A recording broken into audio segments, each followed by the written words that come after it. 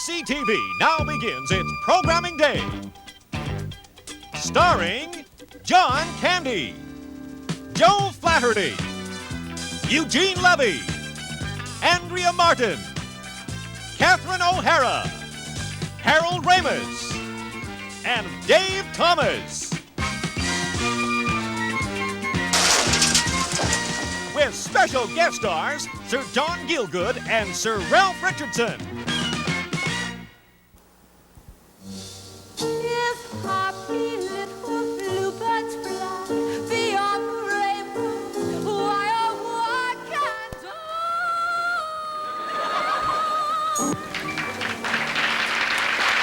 We now join the Sammy Moblin Show, already in progress.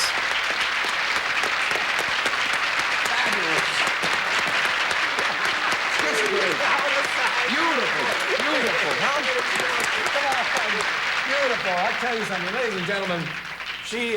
I've heard that song by her mother, and she sings that version just as well. It's just, you know, you have the same quality, the exact same quality, and the same fantastic voice. It's incredible. Thanks, Sammy. Absolutely incredible. Just fabulous, just fabulous.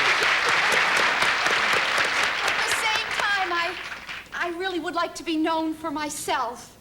Not just as Judy Garland's daughter, but for who I am. Lorna Minnelli, ladies and gentlemen, Lorna Minnelli! Well, I'll tell you something right now. She is going to make a big noise in show business. You really are. Coming from you, Sammy, I just couldn't be happy to hear that from anyone. Believe me, Sammy's the most loyal and honest person I know. And when he says you are going to be a star, you are going to be a star. That's for sure. She is. She's great. You know, Sammy has done more for young performers than any person I know. My mother and I used to work... Bobby Bittman!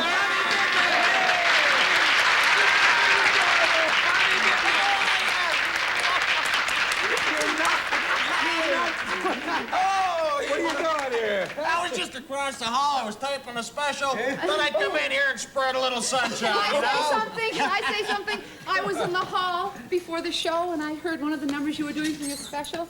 Can I say something, Bobby? It's the best thing I've ever seen on television. Isn't that marvelous? That's marvelous. Thank you. Word is that thing is going to be out of sight. It's going to be great. Sam, listen, I'll tell you, Sam, it's going to be a fantastic special. You know, but speaking of fantastic shows, I think this show right here is a fantastic show. Ain't it?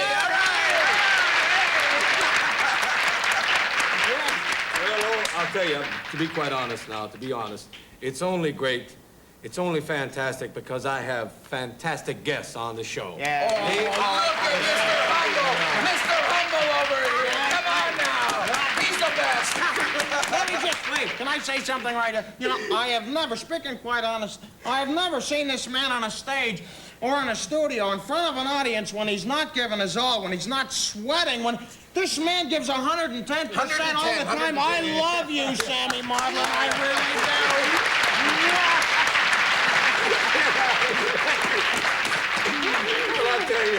Well, I'll tell you what's tough. You know what makes me sweat? Trying to follow this guy, ladies and gentlemen, in a club. He is just... Mr. Dynamite. Mr. Dynamite. That's what he's known as. May I just say something? Sammy last year, and he will not say this on TV, he's that kind of guy. He was named Mr. Kidney for 1975. There he is. Come on now. Just a beautiful guy.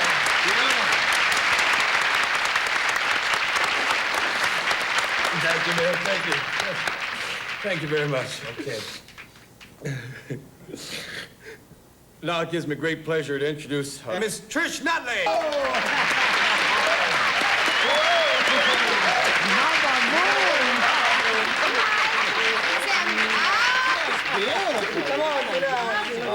Listen, if I may say something, could I just say something? Can I get a word in edgewise? I was sitting back in the green room. I've been watching the show for a long time now, and I would like to say something. I would like to go on record, and I'm sure the audience will back me up on this. I would like to say that you people are the biggest bunch of plastic vinyl phonies I've ever come across. Take a good look at yourselves. Come on. What are you doing sitting out here? Nothing but compliments. But you don't care about each other. No, you don't mean a word of it. All you care about is yourselves. I know that for a fact. And the longer I stood out there, I wondered, why the hell did I ever want to be on such a stupid, sleazy show? Oh, you're a bunch of phony mannequins. every one of you. It makes me sick. Sammy, can I say something right now? And this, as a comic, in all seriousness, it's not often you see young performers come on a show like this and forget the business and so forth and so on, and just come out and speak their minds. Yes. And I think it's a fantastic quality Yes, these it really young is. kids have got today. Beautiful. It is. That is a great quality. That is young people today. I dig them. I really do. They're great. I'm proud to be in your generation, Trish. God bless you, young lady. God Well, bless that's you. all the time we have right now. We don't have time for Queen Elizabeth? No. All right. That's it, ladies and gentlemen. Good night.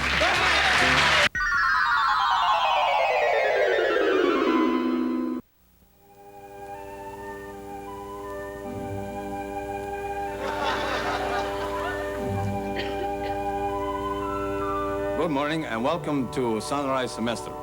The subject is classical Greek, and I'm your instructor, Alki Steriopoulos. Today we're going to study Pericles, the writings of Pericles, and in particular his journal of the Battle of the Philippi. So, to begin with, we start with the dialogue between Menelaus and Pericles. Menelaus, he says to Pericles, he says, "Hey, baby, what's happening?"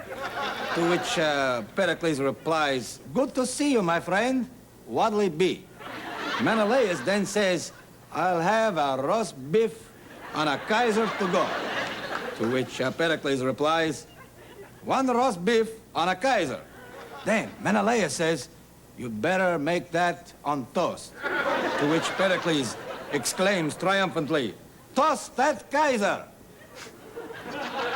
For tomorrow, I want you to study your vocabulary, and these words in particular and phrases. Coke, ham sandwich, and close the damn door, the air conditioning is on. Thank you.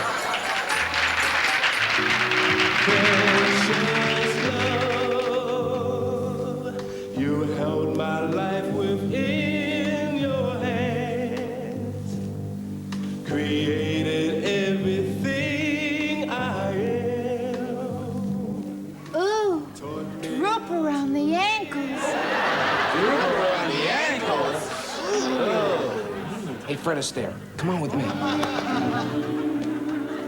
It always happens, Greg. These darn socks just won't stay up. Here, try this.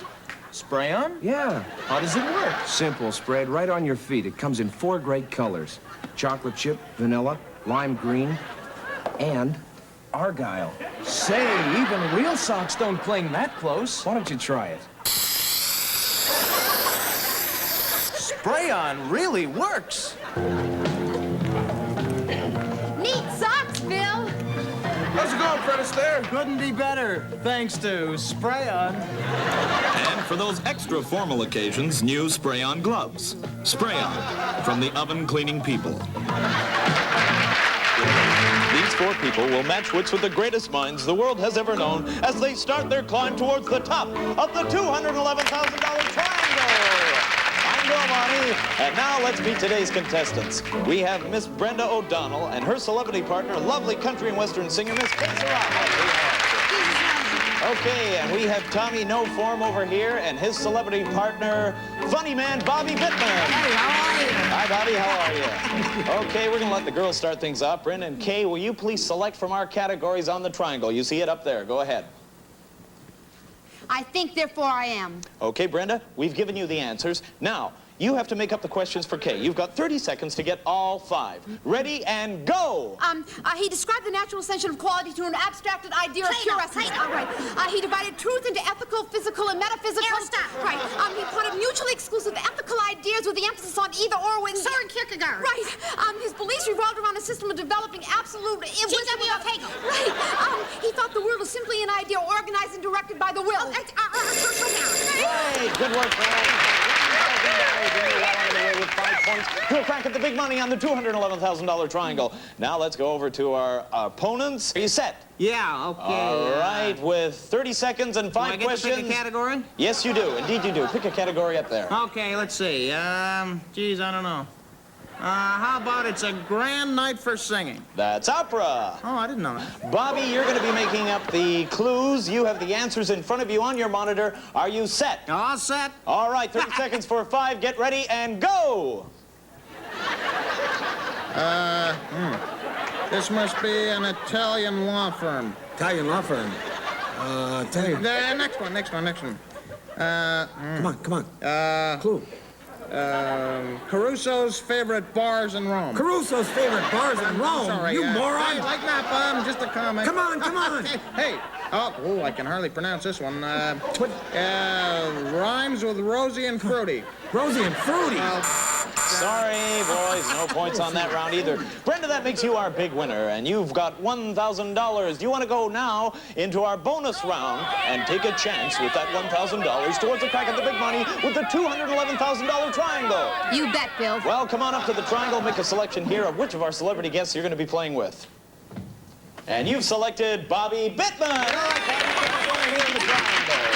Okay, crazy. Now, would you rather give or take the clues? It's possible for me to play with Kay. No, I'm sorry, you did pick Bobby, dear, so, All right, I'll give the clues Okay, then. you'll give the clues. You'll be taking them from that monitor over there. Bobby, you'll be getting the answers. Are you ready? Go! He ran 26 miles carrying news of the Spartan victory at Marathon. Jesse Owens. No, ancient Greece. Rhymes with Euripides. Serendipities. Go on, next one.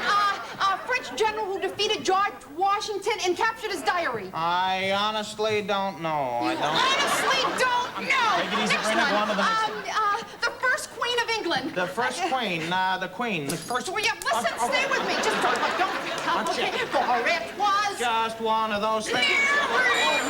I'm sorry you're all out of time, but nobody goes away empty-handed. You've got a home version game of the $211,000 triangle and a 2-album set, the best of Bobby Bittman. Hey, that's all the time we have. Goodbye. It's time for Cooking with LaRue. Fast recipes for limited budgets with Chef Johnny LaRue. Hi, I'm Johnny LaRue, as you already know. You know, today's show is going to be a little different. I've been reading the newspaper recently, and I found out that there's some poor people out there in the world, people on welfare and disability. I don't know what it is. I guess you just can't afford to cook what I'm cooking on my show, and I want to help you out as much as I can because I'm a friend of yours. You know that. All right. Well, okay, let's get right to today's recipe. It's a little thing I call Tabby Surprise Casserole. Now, I use a little thing called paw and whiskers. Okay, you're gonna say this is a Johnny LaRue product. He's plugging his own products. I'm not. It's just real good stuff. Okay, now the ingredients you need some ketchup, some water, some breadcrumbs. You can steal them from the pigeons in the park, where you're gonna get the grass probably, because that's probably where you're living these days. All right, you need some salt and pepper. You can shoplift all this stuff if you want. Just don't tell them where you got that idea from. Okay, let's get down to it now. You get a couple cans of cat food. You throw it on a preheated skillet in here, all right? Just throw that... All right, just mix it in there and throw a cover on it quick. Let it lock up all those flavorful juices in there. You can keep these little dishes, too. You can probably use them for bowls later on. All right, now the rest of this stuff here, you get some ketchup. You just throw it on there like that. And you get the breadcrumbs, and you throw them in there. You get the water, pour that in there. A little salt, a little pepper. You get some vinegar. Okay, you got all that? Okay, you can even throw some booze in there if you can steal it from somebody. All right, now just get this over. Just throw this stuff on there like that. Oh, isn't that looking good so far? Oh, God. Don't you people go get a job for crying out loud, you know? Maybe this stuff will build up your strength. You can go pick up your welfare checks in time. All right, now, just a minute here. Now, just form all this stuff up in there like that. Tell you what, I got one already made in the oven. You just throw this in the oven at 500 degrees. Now, earlier I made one. And this is what it looks like, the finished product, huh? Pretty good, huh? Not too bad. All right, you get a little grass, and you can throw that on there. Now I'm gonna get somebody from the audience. Come on out here, you. Come on, old lady. Come on, you old lady. Come on. All right, doesn't that look good to you? Huh? Doesn't that look good? Come on, eat it, you poor slob. Come on, get in there and eat it. Come on, get in there. Come on, I made it just for you. You poor idiot. Hey, come on, what are you talking about? You poor slobs, why don't you go out and get a job for crying out loud? I've been working since I was 9 years old. Yeah, sure, look where I am today. I'm right on top. It's one of the best cooking shows in the world. Yeah, Galloping Gourmet, sure.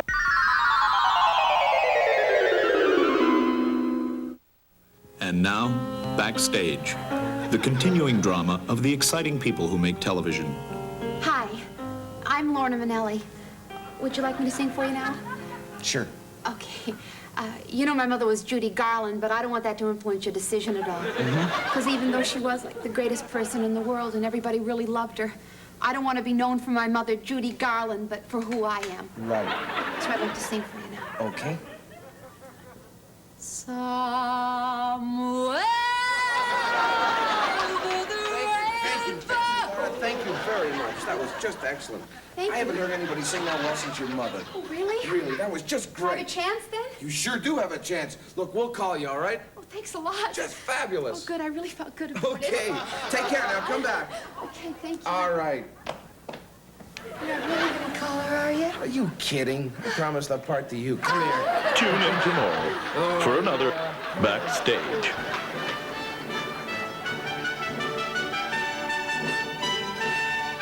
Good evening. I'm Alistair Cook. Tonight, Masterpiece Theater presents Harold Pinter's Crosswords, an enigmatic 4.5-minute teleplay starring Sir John Gielgud and Sir Ralph Richardson. Now, critics have always wondered what motivated Pinter to write this backstage vignette, and I think the author said it best himself when he said, "I wrote it for a lot of money." Hello? Half-hour call, Sir Ralph. Oh, thank you. Ralph, what happened to you? You were supposed to meet today at 2:30. I was there. You couldn't have been there because I was there and I didn't see you. Well, you couldn't see me because you weren't there. It's the CN Tower at 2:30. We were supposed to meet at the zoo at 2:30, John. No, CN Tower. No. We distinctly said the zoo, John. Oh, well, there's no difference. There is an enormous difference. A zoo is a spacious tract of land with fenced-in enclosures housing various species of animals, whereas a tower is an architectural structure taller than it is wide, containing no animals whatsoever. Well, let's meet tomorrow, shall we? Right. Where? I suggest the zoo. Can you see the entire city from the top of the zoo? Of course not. Then I suggest the tower. But I've been to the tower. I've been to the zoo. Well, it's of no consequence. Consequence. That's the word. All right, I said it. Thank you. It goes against the order. What does? Consequence. Another crossword clue? Yes, don't you see? Against the order. Con-sequence. I don't understand your crossword puzzles, John. I don't know anything about them. Only 2 more clues and my whole puzzle will be done. Somewhere over the rainbow blue, bird,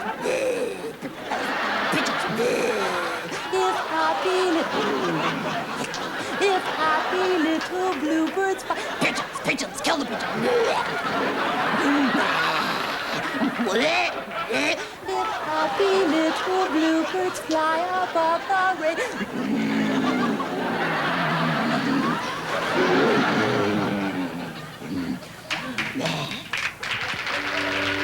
You ought to get ready. No, look here. There's only 1 more left. I've been trying to get this for hours. What is it? I'm embarrassed. Was that the clue? No. I'm embarrassed. Why? Well, there's Shakespeare in it. Well, you can't get it. No. I'd be embarrassed. Yeah? Well, what is it? Shakespeare 1. Pope 23. Shakespeare 1, Pope 23. Well, Shakespeare, his first play was a comedy of errors, wasn't it? But Pope, he didn't write any plays. Pope 23. 4 letters. John! Yes? No. That's the answer. John. King John, Shakespeare, Pope John. 23? The 23rd Pope. The answer is your own name, J-O-H-N, John. And I didn't get that. I'm embarrassed. Well, we've done it all. It's finished now. Right.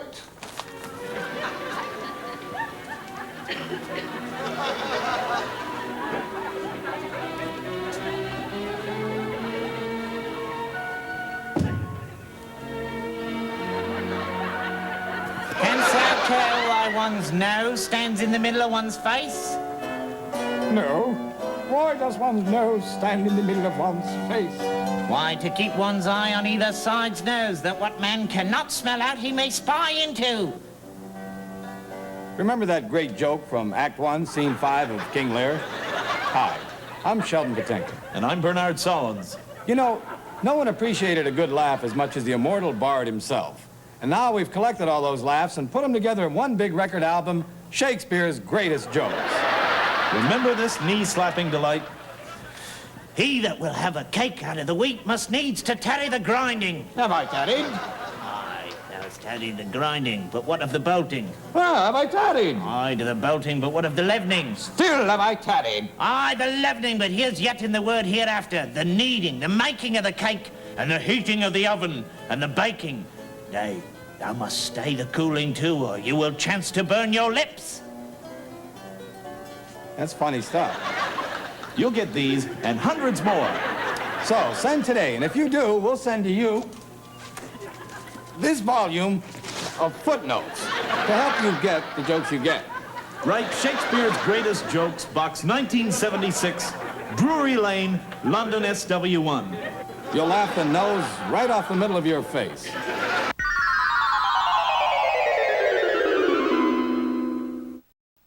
Words to Live By with Dr. Michael Meyer. Hello. Tonight's reading is St. Paul's letter to the Ephesians. It reads,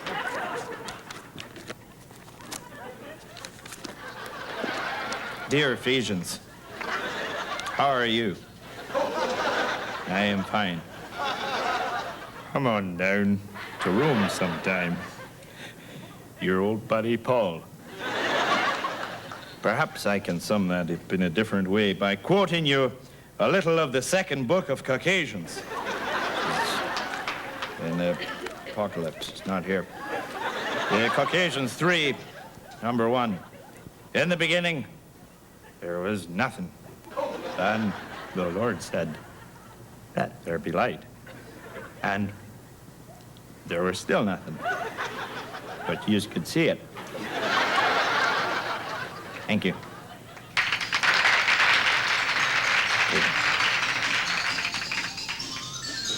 You get the camera off me. There's a light still on there. Turn anything off. Anyway. Go. Cut. Cut out. It's over. I finished. Let's go.